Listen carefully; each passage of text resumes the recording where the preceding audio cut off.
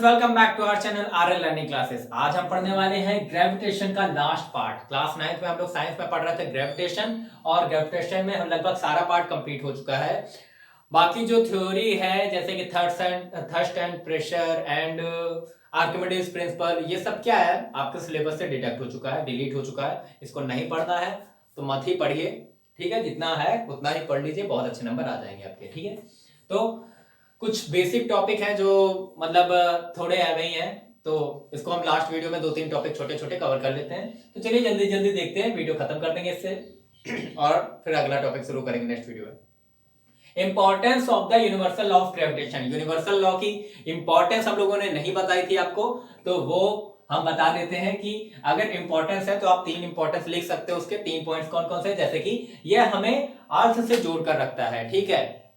अगर अर्थ है तो उस पर हम लोग रह रहे हैं, क्यों? ग्रेविटेशन की वजह से। और motion of the moon around the earth and the motion of planet around the sun. जितने भी प्लैनेटरी मोशन हो रहे हैं वो किसकी वजह से हो रहे हैं? ग्रेविटेशन की वजह से। यूनिवर्स में जो भी मोशन हो रहा है वो किसकी वजह से? ग्रेविटेशन की वजह से हो रहा है। चाहे वो motion of moon around the अर्थ हो, मून का मोशन हो अर्थ के अराउंड, या फिर प्लैनेट का हो सन के अराउंड, ठीक है। ये 3 इंपॉर्टेंस काफी है आपके लिए, इतना आप लिख दीजिएगा।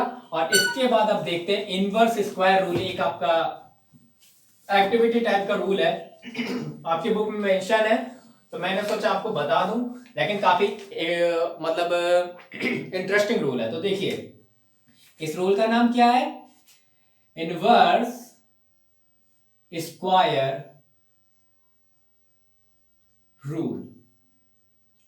इस रूल को समझने के लिए आपको याद होनी चाहिए आपकी ग्रेविटेशनल फोर्स का जो थ्योरम थी या फिर थ्योरी थी, या फिर जो भी ग्रेविटेशनल फोर्स की प्रूविंग थी, उसमें क्या स्टेटमेंट था? उसमें था कि force is inversely proportional to the distance between the objects, inversely proportional to the square of the distance, sorry, ठीक है। तो ये फोर्स है आपका, ठीक है। फॉर एग्जाम्पल एक उसके लिए मान लेते हैं कि ये 1/d² है, ठीक है, डिस्टेंस। तो इसका कहने का मतलब क्या है? इसका कहने का मतलब है कि जब इनवर्स स्क्वायर रूल में क्या होगा कि जब डिस्टेंस को फॉर एग्जाम्पल हम लोग बढ़ा देते हैं 6 टाइम्स इंक्रीजेस, डिस्टेंस इंक्रीज होगी 6 टाइम, तो फोर्स कितना इंक्रीज होगा? फोर्स इंक्रीजेस होगा, सॉरी इनवर्स है ना, इनवर्स है, तो फोर्स होना चाहिए कितना? 6 का square equal to 36 times. Increase नहीं होगा लेकिन यहाँ पे, क्यों? क्योंकि 1 में इनवर्स में है। इनवर्स में चीज क्या होती है? अगर ये बढ़ेगा तो ये घटेगा, पर कितने टाइम्स घटेगा? अगर ये 6 टाइम बढ़ेगा तो ये 6 टाइम घटना चाहिए, नहीं, क्योंकि यहाँ पे स्क्वायर लगा है, तो ये इनवर्स के साथ लग गया स्क्वायर, मतलब उसके स्क्वायर के टाइम्स घटेगा, मतलब ये क्या होगा? 36 टाइम्स डिक्रीज हो जाएगा।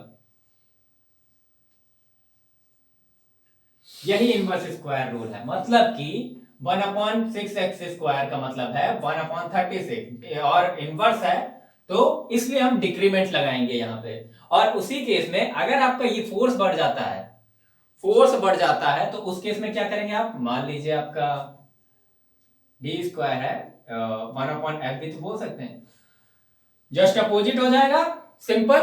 लेकिन आपको इसी के बेसिस पे फॉर्मूले, जो आपका फॉर्मूला है वो यही है, तो इसके बेसिस पे आप देखेंगे। फॉर एग्जांपल आपने अगर देखा d की वैल्यू फिक्स रखे तो क्या होगा? f अगर आपका शुरू में है 1, d की वैल्यू जब 1 है, यहां पे 1 है, तो f आपका आ जाएगा कितना? 1, ठीक है। और जब d की वैल्यू आ जाएगी 6, मतलब d कितना हो गया? 6 टाइम हो गया। शुरू में d था 1, और बाद में दूसरे वाले केस में क्या है? d है 6 टाइम्स बढ़ गया, तो 1/6 आ जाएगा यहाँ पे, 6 का स्क्वायर, सॉरी, तो क्या हो जाएगा? 1/36, तो मतलब 1 का 36 टाइम्स कम हो गया वो, ठीक है, 1/36, तो f क्या हो गया? 1 का 36 टाइम्स कम हो गया।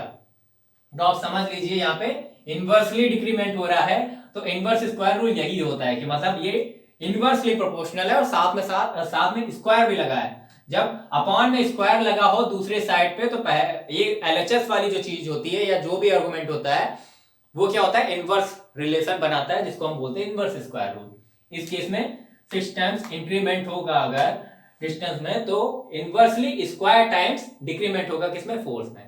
तो यही क्या कहते हैं, हमारा ये बेसिक सा लॉ है। इसी के लॉ पे हम लोग ये भी बोलते हैं कि जब क्या कहते हैं, यहाँ पे जो मतलब अगर कोई बंदा कूद के नीचे आ रहा है 1 सेकंड में, तो मून पे क्या होगा, 6 सेकंड में आएगा। क्यों? क्योंकि 6 टाइम का इंक्रीमेंट होगा, ठीक है, 6 टाइम्स इंक्रीमेंट होगा। उसकी ग्रेविटी क्या है, 6 टाइम्स कमजोर है हमसे, ठीक है।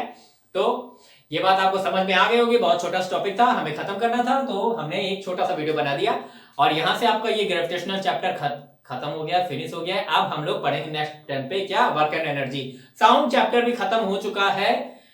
कुछ अगर 1-2 टॉपिक मान लीजिए रहता है लास्ट में, तो वो पढ़ा दिया जाएगा, लेकिन फिलहाल हम लोग जो नेक्स्ट टॉपिक है वो क्या स्टार्ट करेंगे, वर्क एंड एनर्जी। तो बने रहिए हमारे साथ, पढ़ते रहिए और सब्सक्राइब करते रहिए, लाइक करते रहिए, शेयर करते रहिए। मिलते हैं नेक्स्ट वीडियो में। Thanks for watching.